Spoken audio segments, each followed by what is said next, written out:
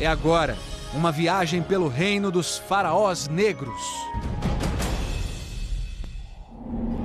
Nossa viagem pelo maior rio da África chega ao deserto e desvenda o enigma de pirâmides construídas há mais de 2.500 anos. Os repórteres Sônia Bride e Paulo Zero mostram vestígios de um reino que dominou o norte do continente africano e conquistou até o poderoso Egito. É a jornada da vida, Rio Nilo.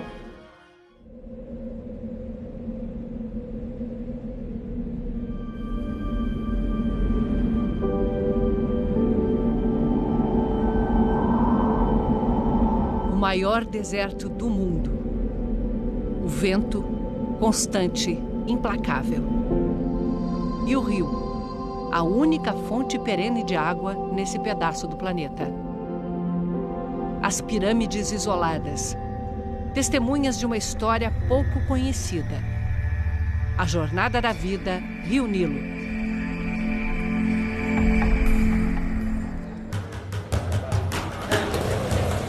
Estamos no Sudão, um país que acabou de ser dividido em dois. Na capital, Khartoum, não há sinais visíveis do conflito que continua em vários pontos do país. O Sudão é uma das nações que os Estados Unidos listam como apoiadoras do terrorismo. Só no começo deste mês foi levantado o embargo comercial imposto pelos americanos que durou 2 décadas. As sanções econômicas deixaram marcas. Até nos mercados tradicionais, há pouca oferta de produtos. Khartoum cresce em torno do Nilo. É aqui, já dentro da cidade de Khartoum, que os 2 Nilos se encontram. Essa água mais clara é o Nilo Azul, chegando da Etiópia. A mais escura, o Nilo Branco, que já cruzou quase 4.000 quilômetros no coração do continente africano. E nesse ponto, onde o Grande Nilo começa, ele se transforma no Rio do Deserto.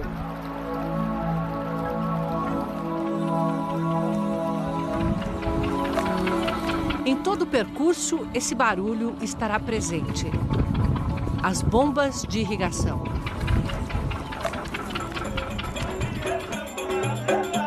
É sexta-feira.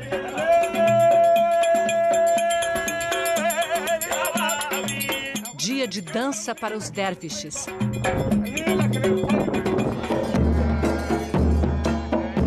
É um ritual muçulmano. Mas estamos na África e as influências são evidentes.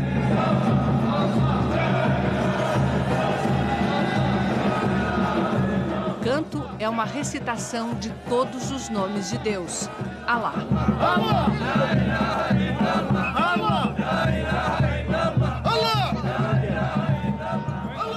O objetivo aqui é que cada um estabeleça uma conexão direta com Deus, o que está no princípio da doutrina sufista. A conexão acontece num transe espiritual.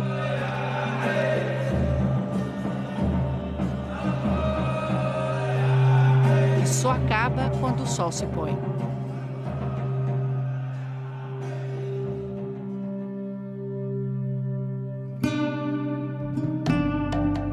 Amanhecemos já fora da cidade, no mercado de camelos. São milhares.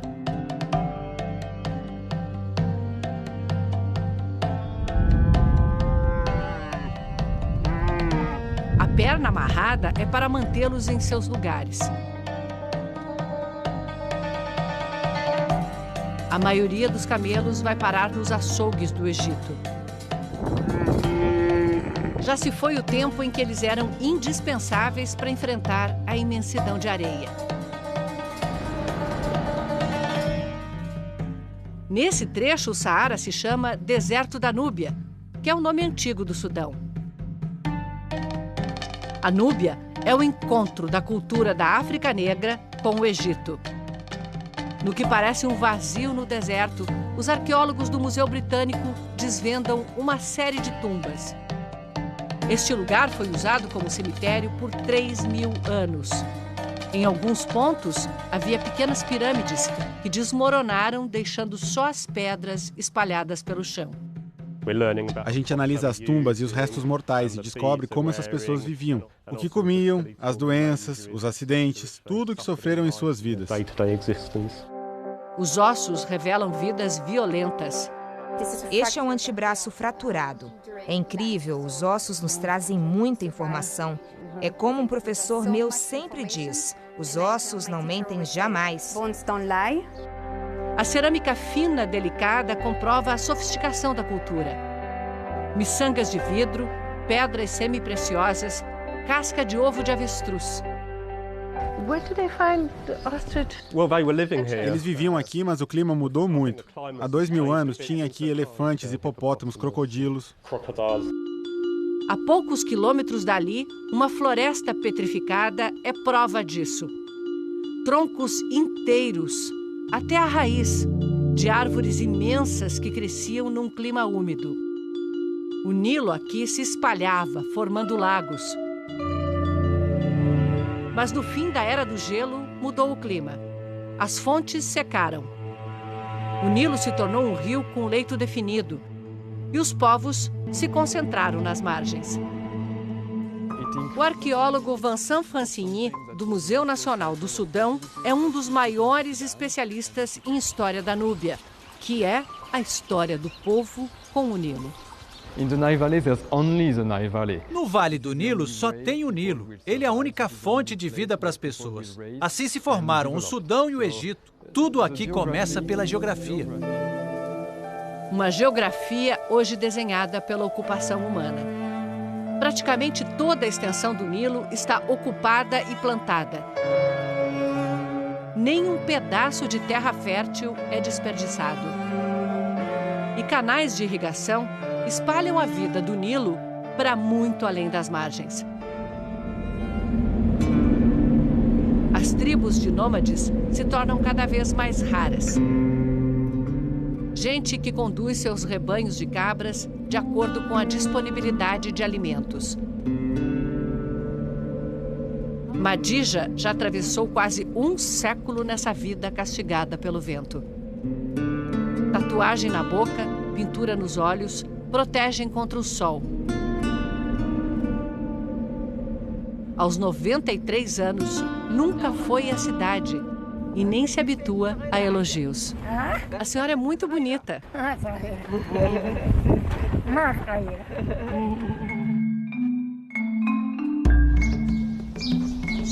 Nas vilas núbias, as paredes coloridas são um contraste com o deserto. Muros altos contra o vento. Cabeças de crocodilo contra os maus espíritos. Tudo é feito de tijolos de barro com palha, secados ao sol. A mesma técnica que 3.000 anos antes de Cristo foi usada para construir esta estrutura, ainda misteriosa, a Defufa. Por que eles ergueram essa plataforma com 18 metros de altura? Seria um local de cerimônias religiosas? Ao redor da Defufa havia uma cidade, Kerma, capital do reino núbio de Kushi. Essa estatueta simboliza o poder militar e econômico da Núbia. O rei arqueiro, o arco que ele segurava, sumiu. Como boa parte do ouro que revestia toda a estátua.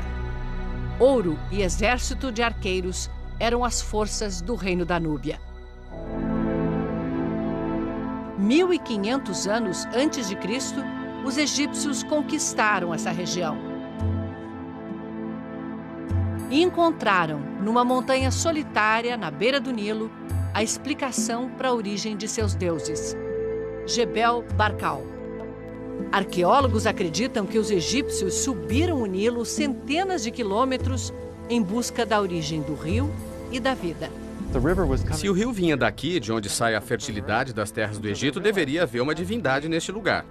E essa montanha se encaixava perfeitamente na mitologia, que dizia que o deus Amun nasceu da primeira montanha formada na Terra.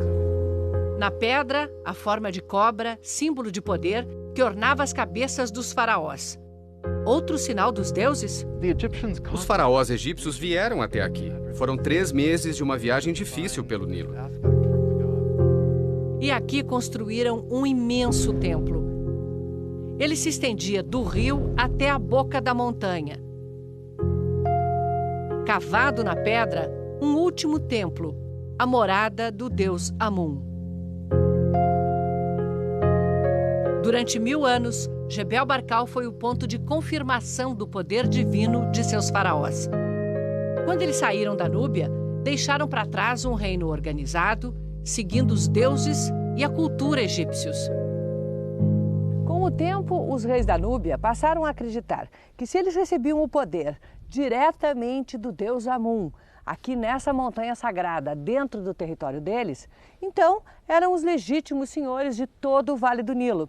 Foi com essa convicção que eles partiram daqui para conquistar o Egito e fundar a dinastia dos faraós negros. Os faraós negros reinaram sobre todo o Vale do Nilo por 1 século, eternizados em granito, vestidos como egípcios, mas com os inconfundíveis traços núbios. O interessante é que eles entraram no Egito não como conquistadores. Eles realmente acreditavam que eram os verdadeiros herdeiros do trono do Egito. O mais poderoso faraó negro foi Taharka. Ele liderou o exército egípcio até Jerusalém para ajudar os hebreus a proteger a cidade contra uma invasão assíria. Mas para a maioria dos estudiosos, isso ficou esquecido, como a estátua de Taharka caída no deserto. Por quê? Tinha um certo racismo entre estudiosos no século passado, mas isso está mudando dramaticamente. Os faraós negros reinavam no Egito, mas eram enterrados na Núbia. Aqui reviveram a tradição das pirâmides. Tesouros arqueológicos sem ninguém para vê-los.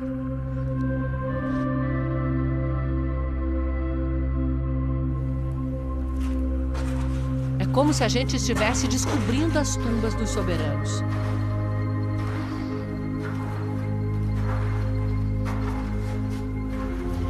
Encontrando as câmaras mortuárias de uma rainha que viveu há 2500 anos.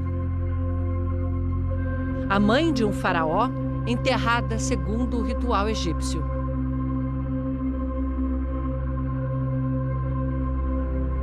Uma inundação apagou parte das pinturas nas paredes. Mas no teto ainda há o azul do céu estrelado do deserto.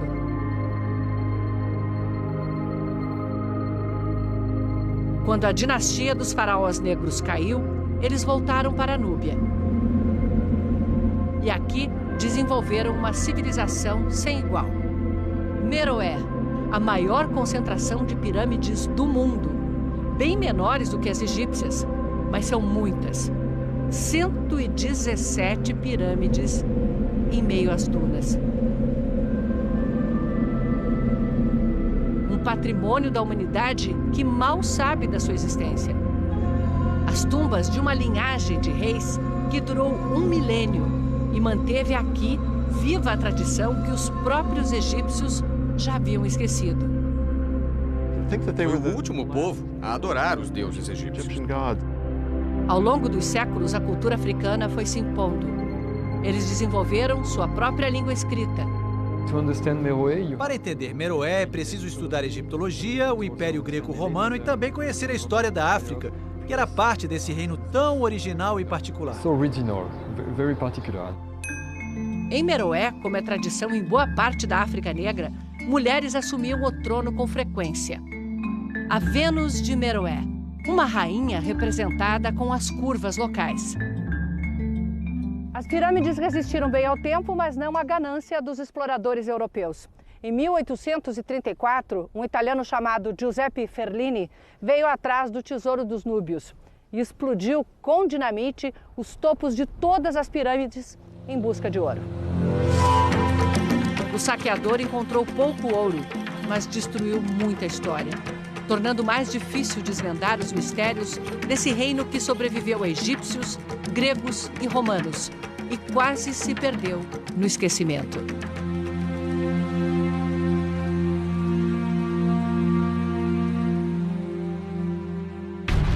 Semana que vem, o Egito, o primeiro estado organizado do mundo. A civilização que o Nilo fez florescer.